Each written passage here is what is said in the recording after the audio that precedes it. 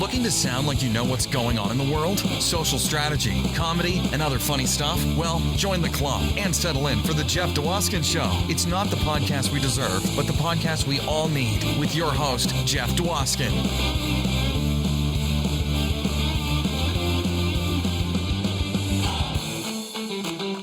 Thank you, Billy, for such an amazing introduction. Really got me going.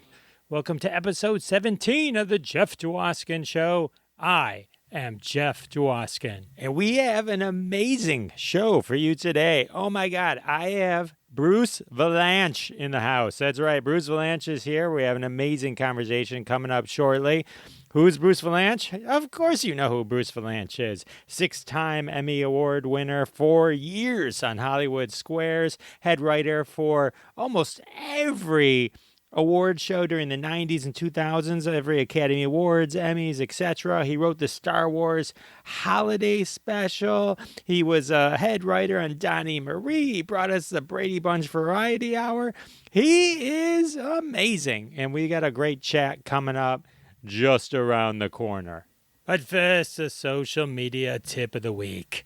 This is where I like to share a little social media knowledge with you. I spend way too much time on social media according to my weekly summary report that Apple sends me every Sunday, so I figure I'll make the best of it by sharing a little information with you.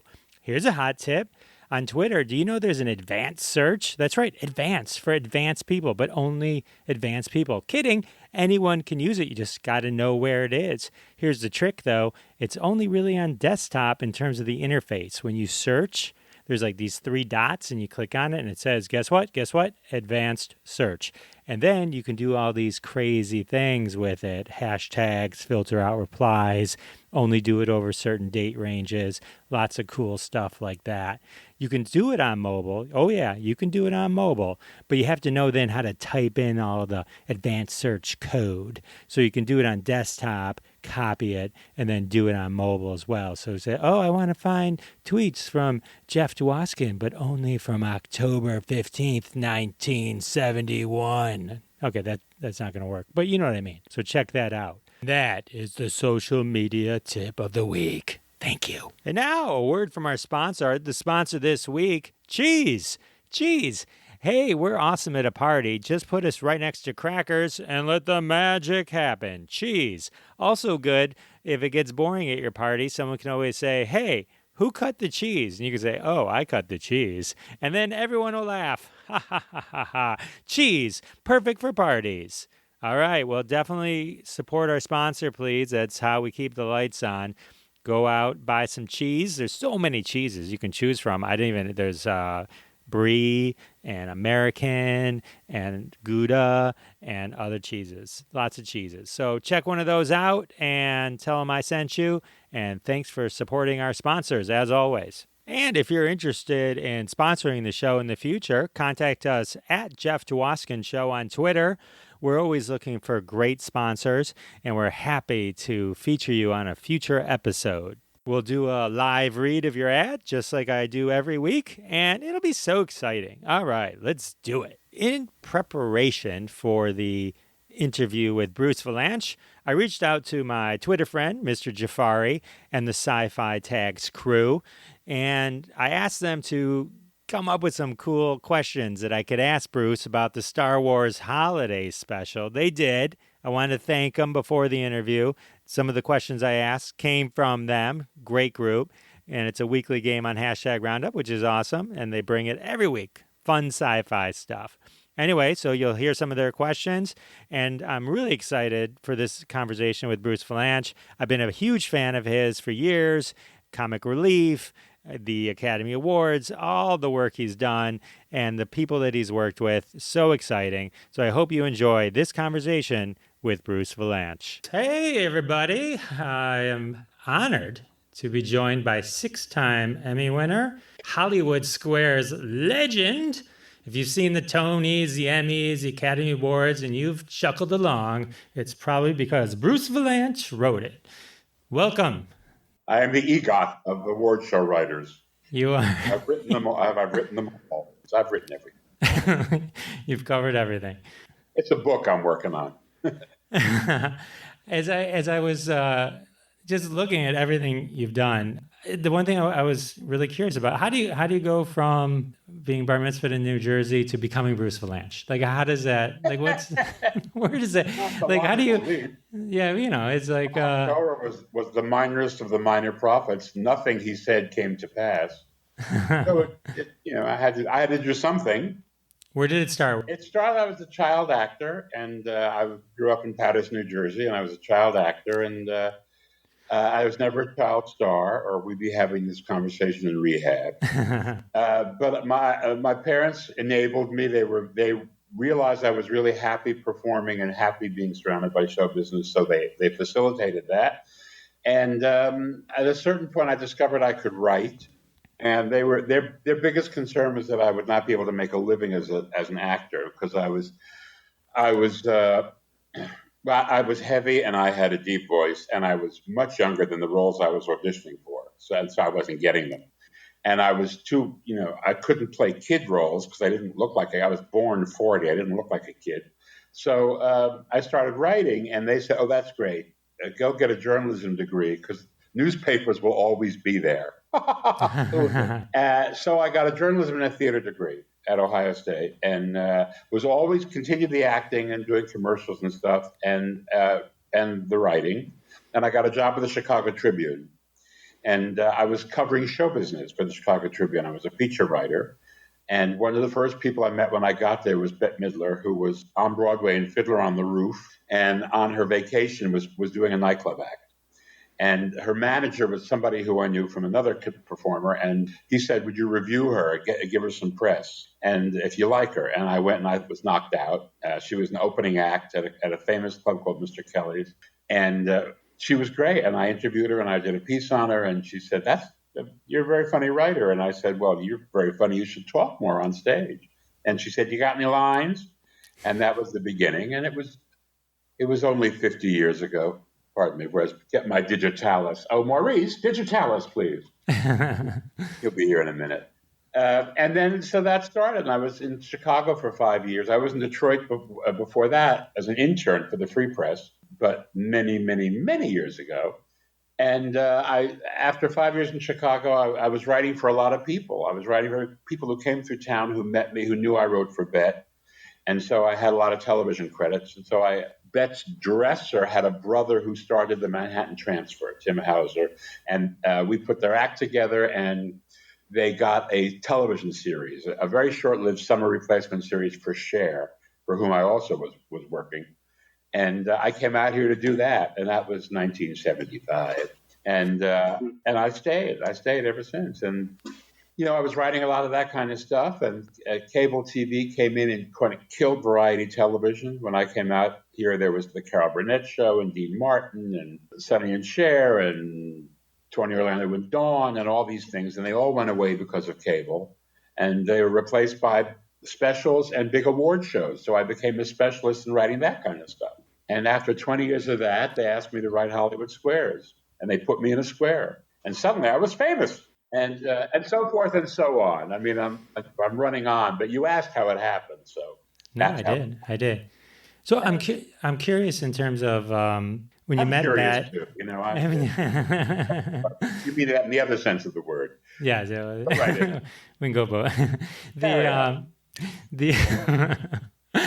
What is the process of gaining someone's trust to the point where they trust you so implicitly to just allow your words to come through them? That's a great question. It's trial and error.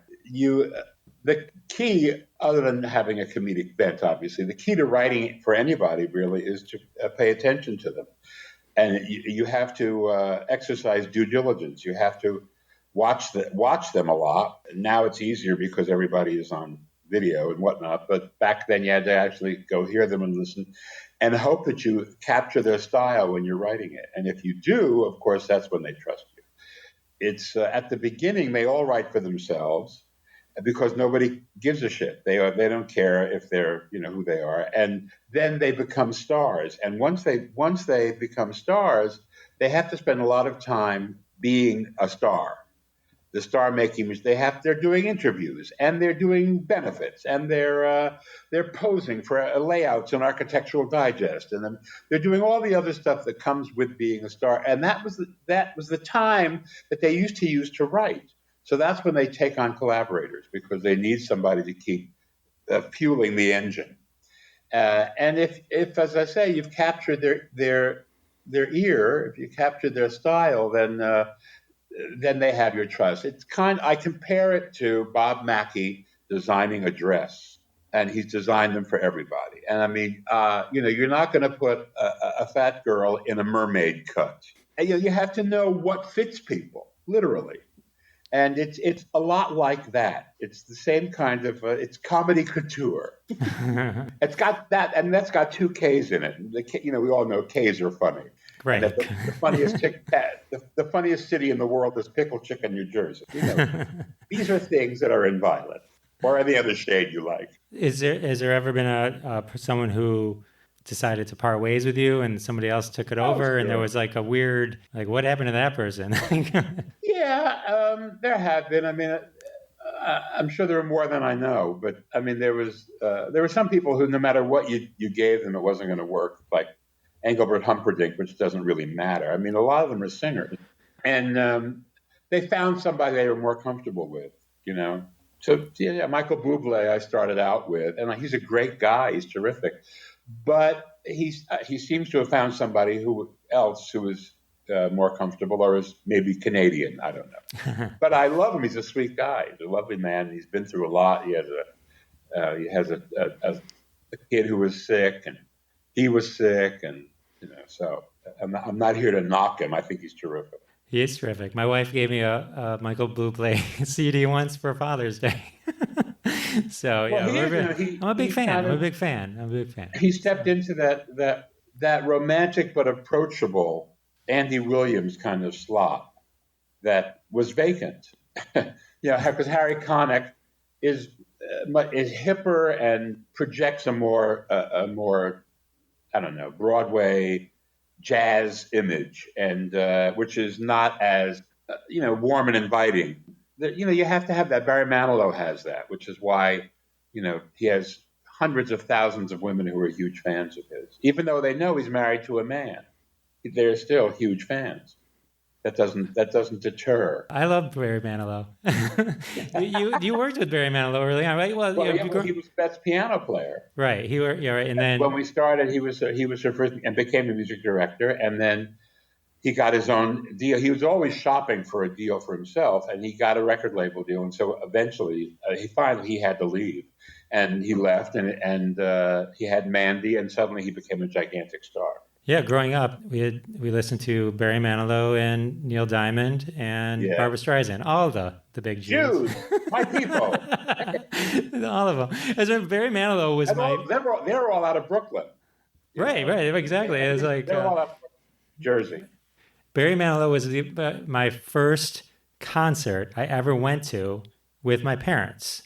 My first concert without my parents was the Monkees, but like my first parents with my parents was Barry Manilow. It was the first concert I ever saw at Pine Knob. You mentioned you were in Detroit, so that's where Bette flashed. Fine knobs at Pine Knob. We call that. So that's. But yeah, I've been there. That's Troy. We were up there, played up there with a lot of people, and maybe I toured with Barry early, the first wave, and I'm not sure if it was there yet.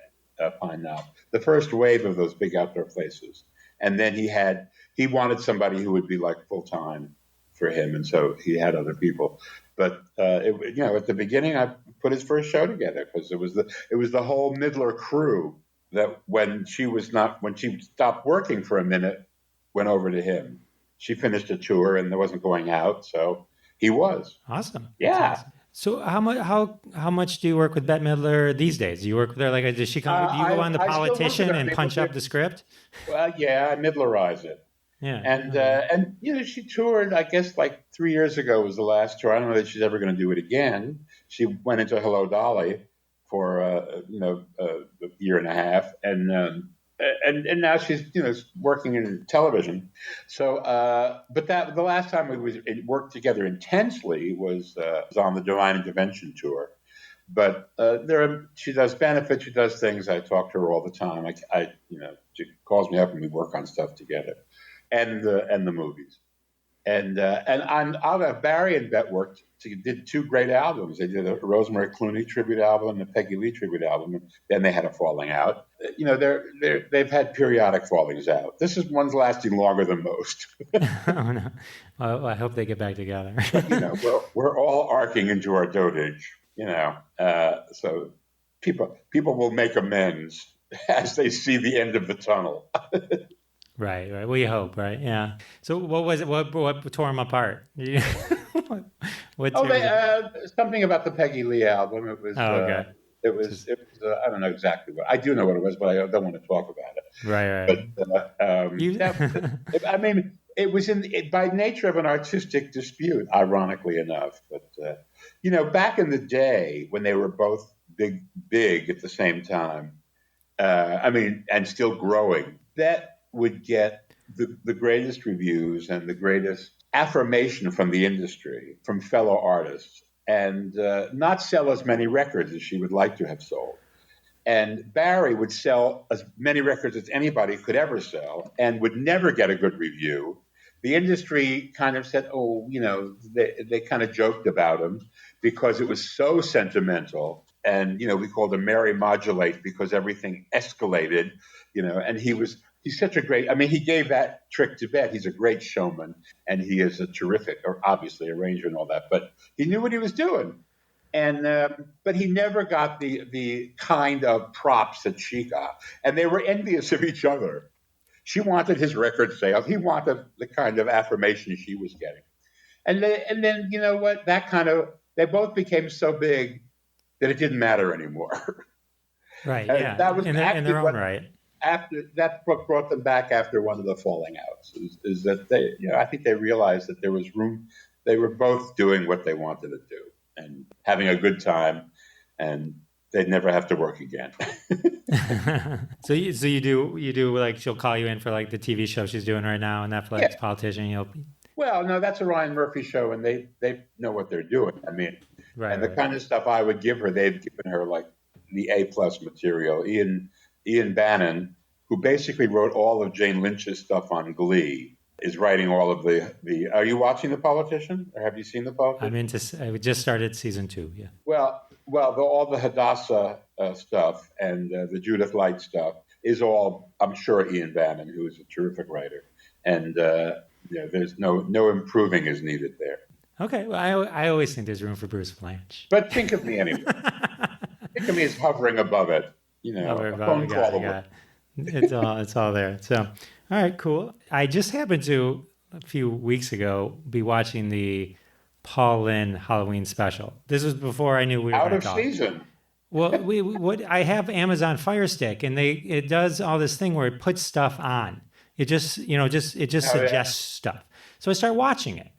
I find it fascinating to watch shows from the 70s, and it's like because it's so different. There's a whole different world, a whole different style. And I look at the Carol Burnett show every night because MeTV shows a half-hour version of it. Sometimes they'll split the show up into two different shows, and it's just a whole different. It is a whole different thing, and I think about how it changed. Saturday Night Live had a lot to do with how things changed because you could do stuff on that show you couldn't do on anything else, and as a result, a lot of the other stuff began disappearing because the audience was more interested in what was happening on late night. Anyway, I interrupted you, but you were talking about the Halloween special, which is a work of rare genius. It is, right? It was one of your cult classics. You know what I mean? Yeah, I didn't. Absolutely. I thought it was, while I was watching it, I just thought it was really funny that Kiss has 3 or 4 songs they do on it. And Full Kiss. And Full Kiss, the first time on network television, which tells you what the world was like in those days, because there were, music acts, and they didn't break through to network television. That was a separate thing. And I thought they were a big get when we got them. But they were kind of eager, but they didn't want to betray their roots, their rock and roll roots, by doing a schmaltzy thing. This was like the perfect opportunity to come on, because it was Paul, who was very hip, although he was, perceived as square. Everybody knew he was hip. And To me, he was like the archetype from Bye Bye Birdie. That was why he was so perfect in that character. He was the Central Ohio dad with a twist. But it was him and Halloween. It was an unbeatable combination, and so they jumped at it. Yeah, I couldn't stop watching it. I just, yeah, Margaret Hamilton and I can't remember her name, Witchy Poo, and Betty White was in it. Florence Henderson, I think, was on it. Florence Henderson. That's why I always thought it was funny. Like you had Florence Henderson singing, and then Kiss would be singing a minute later. And Pinky Tuscadero. Loved her. Fonzie's girlfriend, Roz Kelly, was her. Yep. That was her thing at the time. Yeah, it was quite a menagerie. We had a great time. We had a great time doing it. It looked like there was a lot of fun going on there. You had Margaret Hamilton in full Wizard of Oz. It was kind of. At the time, I'm writing a book now about how I wrote the worst television shows of all time and lived.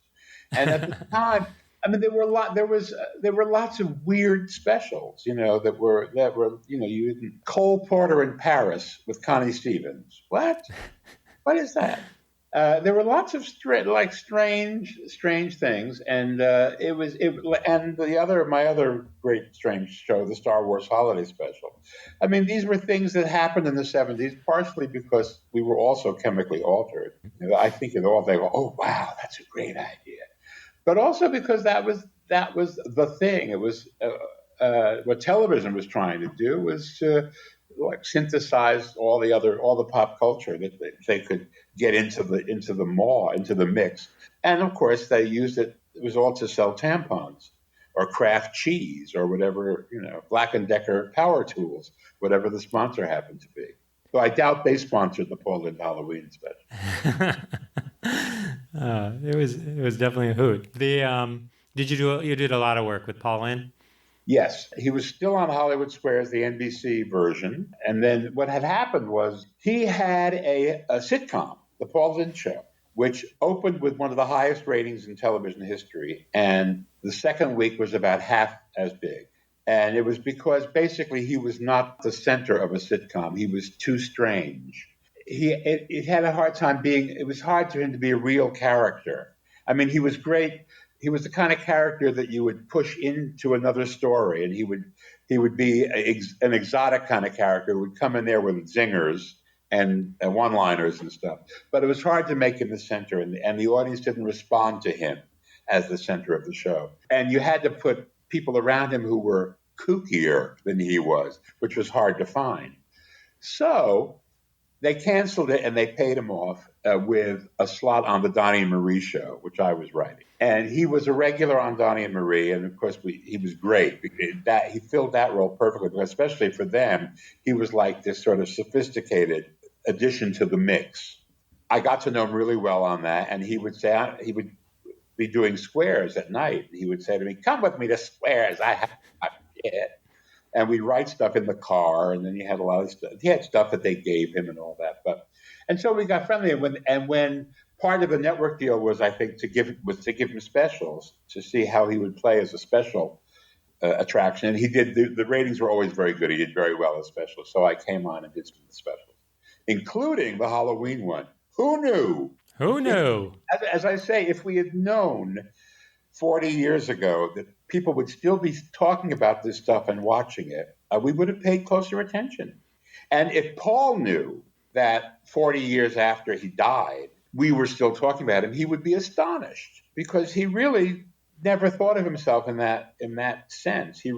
His internal turmoil was that he was a flash in the pan and he wasn't getting to do what he really could do. Unfortunately, I think he was doing what he really could do, and that was part of what drove him to so much bad behavior. He definitely stood the test of time. I always knew him. He was always, just a part of the entertainment culture that I knew. So he definitely made an impact. In a way, you throw him in it for one line, and people go, "Oh my God, that's funny." But if you try to say, "Well, let's do the Paul Lynde now," or if you put like a clip show together, you would see a lot of the same stuff, not the same actual lines, but the same joke, beats. The same beat repeating over and over again, which is, hey, it worked. It worked. If you want to see it Look at American Dad. That alien is Paul Lynde. Right. Okay. That green slime who lives in the attic. That's Paul Lynde. I mean, that's McFarlane doing the voice, I think, but it's Paul Lynde. For sure. Yeah. So you mentioned Donny Marie. Yes. You did. Marie was my first crush, so thank you. Oh, wow. Well, we broke her cherry. He turned 18 on the show, and that was an occasion for a big birthday show. And she was in love with Barry Manilow, and I got him to come on the show as a surprise guest. He came out of a box. She didn't know he was there. Thought she was going to die. Thought she was going to faint the way she did on Dancing with the Stars later on. Oh no! Yes. He gave her a beagle puppy because he had a beagle named Bagel, which was part of his whole gestalt. And so he gave her one of Bagel's puppies. I don't know. Well, this was many years ago. Oh, it was many years ago. I doubt if anyone would know. Do you still keep in touch with Donny or Marie? Yeah. Marie's on the talk every day, and she's down here. And I mean, I see her when I see her. We talk. I stay in touch, but I don't like. It's not a thing where every week we call each other. Sure. Donny is back in the promised land, Utah. Got it. And I mean, they have grandchildren now, and it's the Osmond grandchildren are doing an act in Branson, Missouri. That's who the Osmonds are now, the grandchildren, grown-up grandchildren. So. They had I was on their talk show, and then they then were like in Vegas for 10 years. Flamingo, they had a residency, and when they ended that, then they kind of career-wise they've separated again. So right, they each did Dancing with the Stars, and then they did and Donny was just on The Mask, I think, last season. He was the Mask. Yeah. Was he the Masked Singer? Yeah, he was one of the Masked Singers. Yeah. So you also did Brady Bunch Variety Hour. Yeah, everything. My entire childhood was you. All of my hit. I grew up on you, I guess. So thank you. I guess. Were you sitting in Detroit in the little suburban house, just watching all this pablum I was feeding you? I'd come to Hollywood with the transfer, and it was very hip. We didn't get any ratings, but it was really hip, and got great reviews. And I was trying to get jobs on variety shows, and they said, "Oh, well, he's just too hip. He's just too New York and all that." And Florence Henderson was somebody who I knew, and she said, "Come write the Brady Bunch. We're going to do this new Brady Bunch thing." And I said, "The Brady? I have to do that to prove myself?" She said, "Try to do it. They'll never say you're too hip again."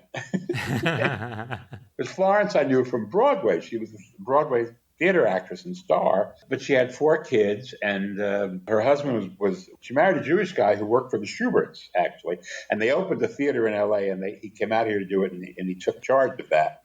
So she moved out here. I think that was what happened then, and with the 4 kids, and wanted a television gig, and this was the gig that she got. And, of course, it changed her life because she was then marked as Carol Brady forever. Not the worst thing. Not the worst thing. She carried that pretty well. That and Wesson Oil. That and what? Wesson Oil. Oh, yeah, Wesson Oil. Exactly. I'll show you chicken with Wessonality.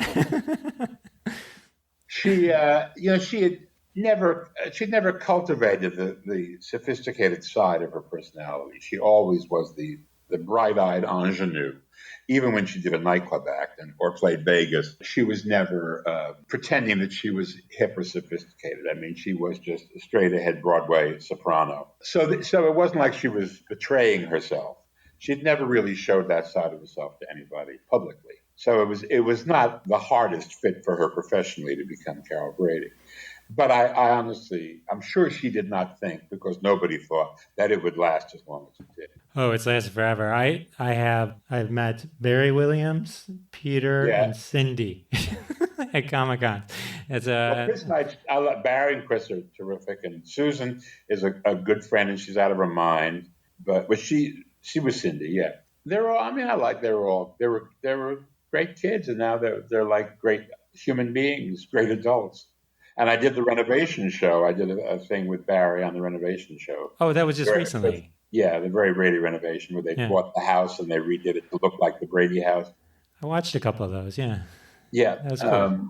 HGTV. Right, exactly. But, I don't think nobody anticipated we'd be talking about these things 40 years on, but then nobody anticipated the internet. and how that would change the way information is shared, and how skeletons that you thought were long buried suddenly come bursting forth out of the closet. Oh, yeah. Because it facilitates it, it enables all of that stuff. So that's partially why this happened. But still, the Partridge Family, which was the Brady Bunch's twin sister, you may have watched that one too, because it was an hour on Friday nights. Of course. That everybody who watched those things watched both of them. And the Partridge Family were actually a real singing act. I mean, they were all singers, but they didn't stick together, and they never got promoted. When Fred Silverman wanted to do this show with the Partridge Family, he couldn't get them together, so he went to the Brady Bunch, because Florence, of course, was Florence, and the Brady kids had an act that they toured. They played state fairs and things like that, and so it wasn't the most unnatural thing for them to slide into a variety show, although they weren't as skilled at it. I used to say it was one Tennille and seven captains, and everything kind of had to be coaxed. So, and the Partridges haven't survived this internet bubble the way the Bradys have. Of course, the Bradys were always in reruns. It never stops, like Lucy. The Brady Bunch has been in continual reruns since the show went off the air on ABC. And then there have been all the reboots, the TV movies and the animated series and our show, the Variety Hour, and so forth and so on, right down to a very Brady renovation. The other big kicker, the TV on DVD.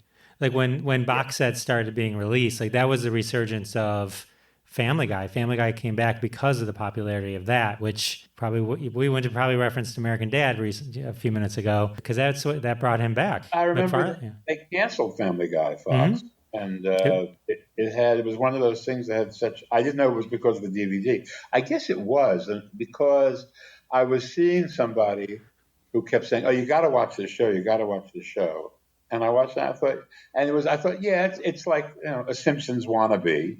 And because that was in the firmament already, and I was on it once, but it was fun. It was funny, and I liked it. And then Fox canceled it, and he sent me a DVD. He said, "You have to look at all of these because they're." He gave me a DVD. So I looked at it, and I thought, okay, and I began to like it, and then I became a regular viewer. I love that show. I love all his stuff, Seth MacFarlane. I love the Academy Awards. Growing up, I remember always watching it, and I knew you were a writer on it. And so, like, when I was these things, being a stand-up comic and have done comedy, like I thought it was like the coolest thing ever to be able to write stuff like that other people would say. It just, to me, it was just the coolest thing. So it is really, really an honor to meet you right now. It's putting that all kind of together. So it's really cool. It's really cool. So as many as I've seen, it can't be easy writing all that stuff. And I'm curious about what are some of the things, like, I imagine you prep for an Academy Award and then things just happen. And how do you pivot? Like, are you allowed to with the censors and all that kind of stuff? Like, what's the you word? You mean in the course of the broadcast? Yeah. Yeah, sure. I mean, for me, it started with Billy Crystal when the year that Jack Palance won for, I think it was Billy's second time hosting, and Jack won for City Slickers, which was Billy's movie. And he made a crack about Billy and then started doing one-arm push-ups. Yes. And so, but nobody remembers the first thing that he said. Billy introduced Whoopi, who was presenting the award, and I forget what the joke he made about Jack, and because Jack was nominated in that category, and then Jack won. And he came up on stage, and the first thing he said was, "Billy Crystal, I crap bigger than that." So right away, we knew we were off and running. Then he started doing the one-arm push-ups, and Whoopi was like standing upstairs to him, kind of going in amazement.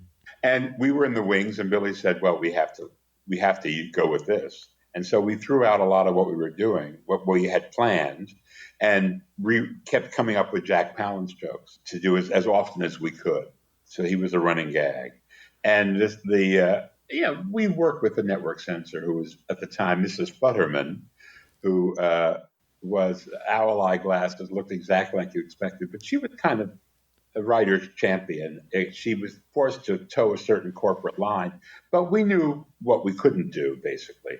And as we just kept going, Billy's manager came backstage and said, "How many more of these are you going to do? Because I'm running a pool in the audience." And I would like to win.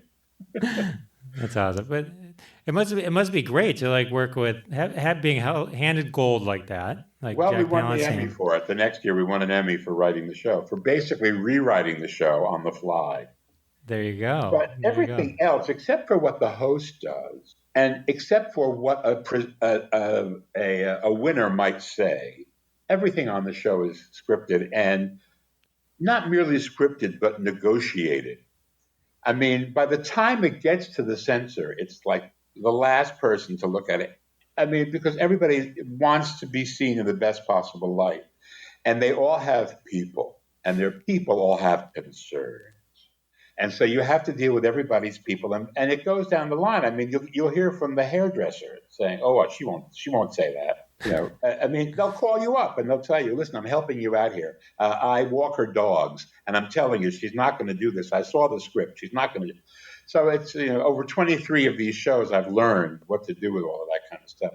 And basically, the censor is they're here and there. I mean, Mrs. Futterman, one year, Whoopi was hosting, and it was the year that Hugh Grant had been arrested with a prostitute named Divine Brown.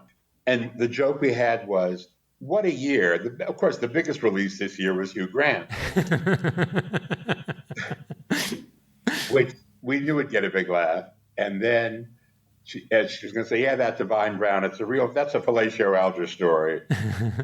Mrs. Futterman said, "Fellatio is on a list of words that we cannot utter on the Academy Awards, because you could say it on NYPD Blue, but that was on at 10 o'clock, at 9 o'clock Central.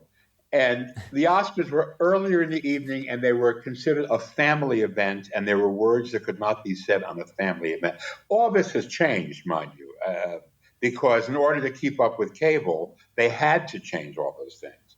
And so you would hear, I don't know that you did hear, but you could hear fellatio on Roseanne. It's a bizarre image. But I mean, they could say words at 8 o'clock that they could never use before, because they were hearing them elsewhere. And unless you had a very uptight sponsor who, was like, I don't know, a Mormon company or a Christian, a faith-based company, who really would have an objection to it, basically you could use it. And since so much of television now is sponsored by tech and, gigantic multinationals, it doesn't come up the way it used to.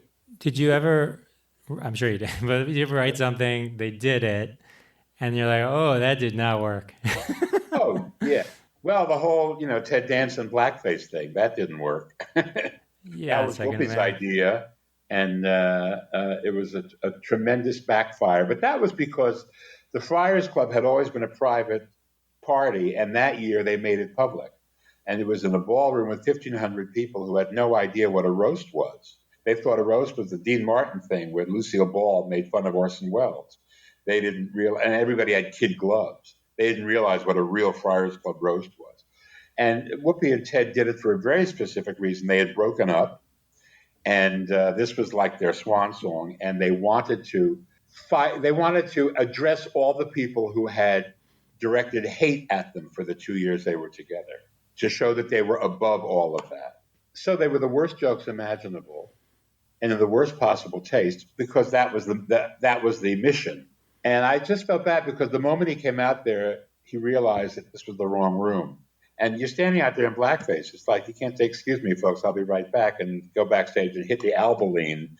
I mean, they're waiting for it. And there were a lot of people who were on the dais who decided to take umbrage, because they were black and they were afraid that their own community would turn on them. People like Montel Williams and the mayor of New York, David Dinkins, and one who did not was Chris Rock, who was not Chris Rock yet. He was on SNL, but he hadn't established himself as Chris Rock. He was very good about it. But a lot of people, Roger Ebert, who was married to a black woman, Chaz Ebert, he decided to take umbrage on her behalf, I think. And It was a mess. It was horrible. It was awful. It was like watching a plane with all your relatives on it get shot down. It was terrible. So that's the biggest case of it.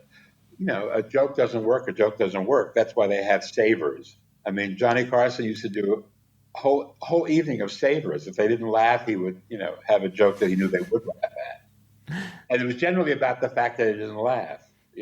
But like a Billy Crystal can save himself, right? If Billy Crystal, because he's a comic, he has that natural sense, right? So working with him with the Jack Palance stuff was probably just gold, right? Hey, do this. He can internalize it. He can just get out there and do it, right? But then some of these folks, they can't do. They haven't got that skill, right? Yeah. So it's something that you learn or you don't learn. I'm trying to think of who it was, but there are people who, I hate to do it, but you can prepare savers in case something doesn't work. But you can always say, it's like telling them what to say to hecklers.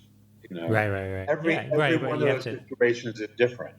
Some of them have got it, and some of them, like Michael Richards just lost it when he was heckled. He just lost it. That happens to people.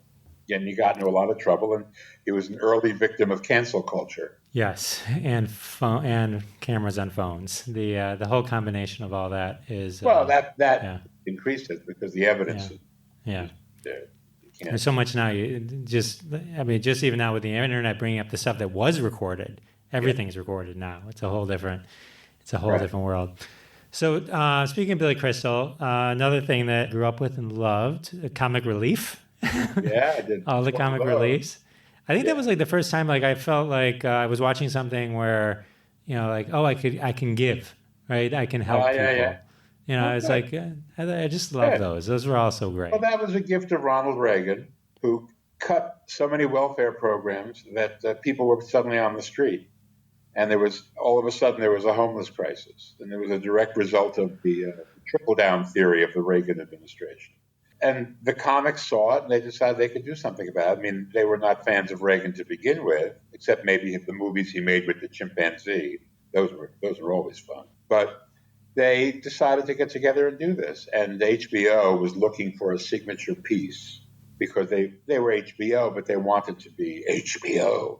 So and in the variety area, they hadn't really done anything. So they picked this thing up, and of course, it became an event. And it kept going because the homeless situation didn't get any better. But by the time we had gotten to like the 12th one, it was diminishing returns. There a lot less people were contributing because they kept contributing and they kept seeing homeless people, and it wasn't kind of like medical charities where you say we're still working, we're working on it. People wanted to have direct results. Anyway, the last one we did was for victims of Katrina. We did it in New Orleans and L.A. And then it went away. And the guy who organized it at HBO went away. And the three of them, Billy, Robin, and Whoopi, said, we could do another one, but we have to have younger people hosting it, and we will make an appearance. And that might be the answer. If there are people who are more relatable to Generation X or millennials or whatever, I lose track on all the nicknames. They could, that might be a way back in, but nobody has stepped up to say, yeah, I want to do this.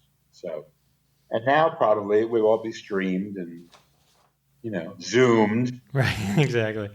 I'm sure you're tired of talking about it, but I am slightly obsessed with the Star Wars holiday special you mentioned earlier. I actually have a copy.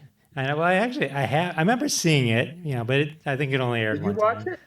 Yeah, way back. Well, you must I remember it. How old were you? I mean, without asking how old you are now, I will do the math.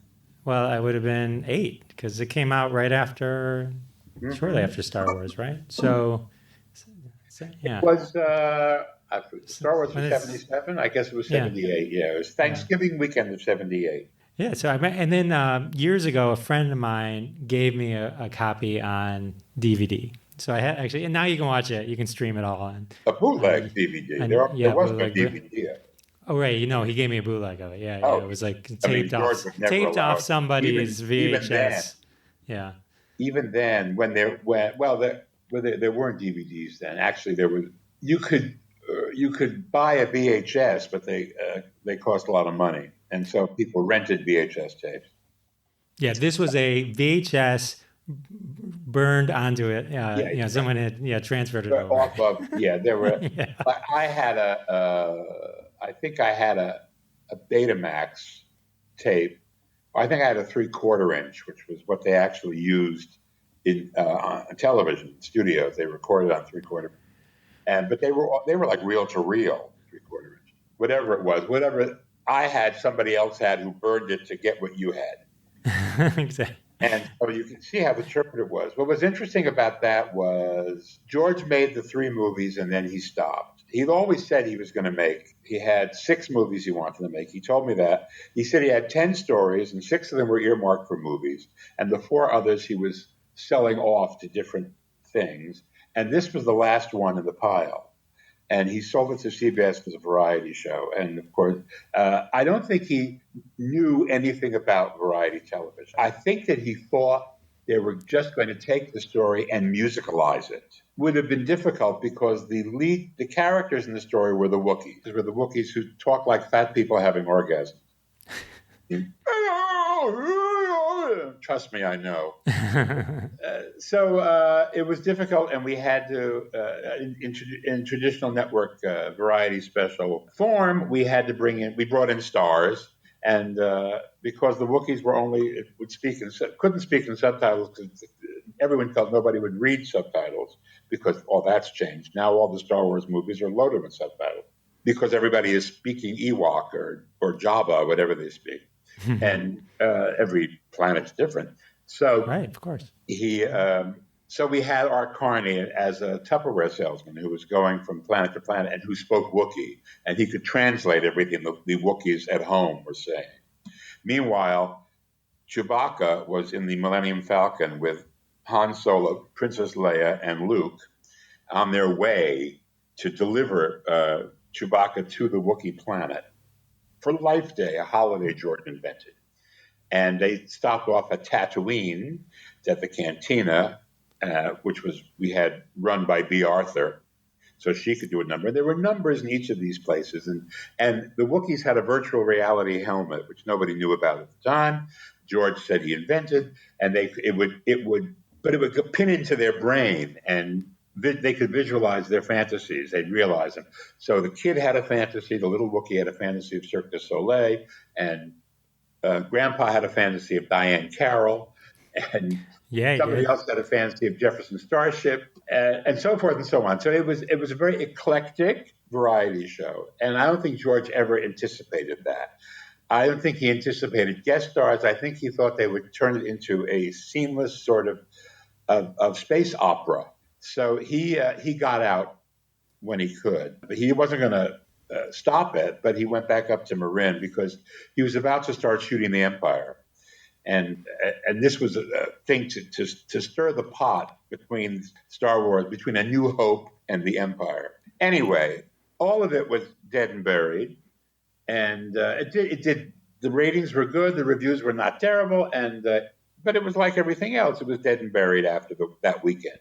And then along came the internet, and the bootlegs of which you speak began showing up on the internet. And a whole generation of kids, probably your age, who had watched the first 3 movies on video, were too young to actually go to the theaters to watch it, saw this special, which had his name on it, which they'd never heard of. And they were appalled, and they felt betrayed. And George began getting death threats, saying, how could you do this? And he got, he was scared. And so he made it his mission to try and erase this thing from the face of the internet, which, of course, is impossible to do. It's very hard to find, and everything you do find is like squiggly and awful. But he flat out won't talk about it. And if it's mentioned his presence, the smile becomes a frown. And because he did go on and make the 3 other movies. And that was the thing. Every time one of those pictures came out, it was unearthed again. Some of you have never seen the Star Wars holidays, but the lost Star Wars thing and all that. The only thing that remained of it was Boba Fett, who was introduced on the show and then became an animated thing that went on still goes on probably. But do with the Boba Fett No, that cartoon? was the one he did. That they did. Lucasfilm did that one, and we had nothing to do with it. It was just inserted. I think it was something that the kid was watching on virtual reality. The little Wookiee, Lumpy the Wookiee, the Wookiee. Were those nicknames, or was that a full name, like Chewie? He named them all. He named them Lumpy. Wookiee, I forget what her name was. I kept calling her Mrs. Chewbacca, but she did have a name, and somebody... There was Itchy, wasn't there? There was an Itchy in there. I don't know. Was Itchy the grandfather? Could have been. It might have been. A silverback Wookiee. So the whole idea behind the Wookiee concept was all George, kind of exploring the whole Chewbacca lore. All right. Who else would do that? Who else would make that? You have to remember back then, Star Wars was a movie. It was a blockbuster like Jaws. It was the second of the blockbusters that opened in 3,000 theaters the same day, and suddenly was a part of the culture. But the whole reason he was doing this show was he wanted to keep the interest alive until the Empire wasn't going to come out for another year. So that was his strategy. So this was all George. That makes sense. I get it. Let me see. I might have another question for you. I asked some of my Star Wars friends, so a lot of them were interested in the Boba Fett thing. The interesting thing about the Boba Fett, I know you said you didn't write it, but I don't know if you've seen The Mandalorian. Yeah. The weapon that the Boba Fett uses in the cartoon, in the special, is the same weapon the Mandalorian uses in the live action show. So it's interesting how they kind of George, in his universe, that would make sense. Yeah. Mandalorian is fun. I personally think that Baby Yoda is what will survive from the Mandalorian. Baby Yoda is the greatest. Long after everything else is gone, Baby Yoda will still be a thing. Because it's Yoda and because it's adorable. Was there any weirdness about trying to create a holiday? I mean, I know later with Seinfeld did it, but Festivus and stuff. Festivus for the rest of. But was there I thought it was bold and ambitious. I mean, but and who knew? I mean, I think that may have been a test to see how deep into the culture the Star Wars had gone, because. Now you might be able to do that. Well, now don't they have May 4th? May the 4th. Yeah, May 4th is a holiday. Right. Yeah. So I mean, there's a whole hashtag and everything. It was too soon. It was just too soon. It was also Life Day was not about Star Wars. May the 4th is about Star Wars. Life Day was a hippie idea of let's just celebrate life and trees, and I mean Earth Day is what is kind of closer to what Life Day was. That's awesome. You've done so much, baby. What's next? What are you doing now? What are you focused on now? Well, like everybody else, I'm writing. I mean, I'm reading, writing, zooming, streaming, and falling in love all over again with porn stars long dead. But I'm writing. I mean, I wrote a musical while we were sitting here, but while I've been in my house since March 12th, I wrote a musical with collaborators all on Zoom and whatnot. And we're waiting to see if the theater ever comes back in this century, where it can be staged. We have a deal with the theater, but we'll see when they're going to reopen. And I've been writing. I'm working on that book, and just writing. I mean, and doing a million Zoom and podcasts and stuff like that. And thank you for being on mine. I can't even thank you enough. It was such an honor. They're fun to do, and it's fun because it brings up things which I can maybe use again. So it's not entirely altruistic. It's like, oh, you reminded me of something that I can use in the book or something like that. Well, so I'm glad I can help. I'm glad I can help. That's show business. Everybody has their own. We all operate in our own self-interest. If I can for a moment be amused to Bruce Vilanch, that's quite a bucket list item. They said at the beginning, to remind you of something else. They said at the beginning, wearing a mask will keep you healthy and prevent you from getting it. Everybody would have worn a mask, but they didn't say that. Because and nobody really gives a shit about anybody else. So, if you're not wearing a mask, hell with you. But if you had said you're saving yourself if you wear a mask, everybody would have been wearing it. I think it's about to take that turn. We're all about right our now. stuff. People are starting to realize they need to buckle down. There are a couple of nuns who maybe aren't, but otherwise we are all. Well, hey, next time you're in. people on the front lines, there are them. Next time you're in Detroit, give me a call. I will thanks so much. escort you around the city, show you. It's got a Okay. lot of great stuff going on now. Hey, where can people connect with you? Rooster Tail. Rooster Tail, lots of London places. Chop House. I'm trying to think of all the Detroit places. Yes, I haven't amazing. been. Some amazing places. Where can people stay in touch with you online? Well, they can go to wegotbruce.com, which is, there was a movie made about me called Get Bruce 20 years ago with all these people, produced by Harvey Weinstein, who never laid a hand on me. Hashtag why not me? So wegotbruce.com, and they have all the poop about what's happening. Very cool. Well, thank you so much. I can't thank you enough. It's been a pleasure. Thanks for stopping by. Well, that was fun. Had a great time talking to Bruce Vilanch. Hope you enjoyed that. Shout out again to Mr. Jafari for hooking me up with some of those sweet holiday special questions. Also to my buddy Steve Joyner, publicist to the stars. If you need a publicist, 1-816-605-4561. Call Steve Joyner. All right, that was cool. All right, let's dive into a hashtag. All right, I thought a fun one to kind of tie into all the awesome award shows that Bruce has done throughout the years would be hashtag awards for millennials. This was done by our friend Acidic Blonde. And here we go. Here's some, Richie says, farthest distance walked without looking up from phone. Hashtag awards for millennials. That probably covers a lot of us. We all need to look up. Look up, people. Here's another one. Best imaginary job title. All right. Influencer. Oh, man.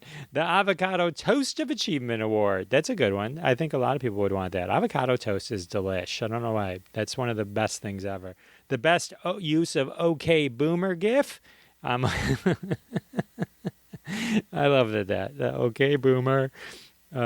Being able to even. These are awards for millennials, folks.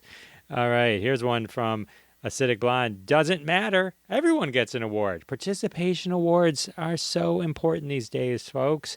Best Selective Hearing Award, and most likely to break a bone while trying to take a selfie.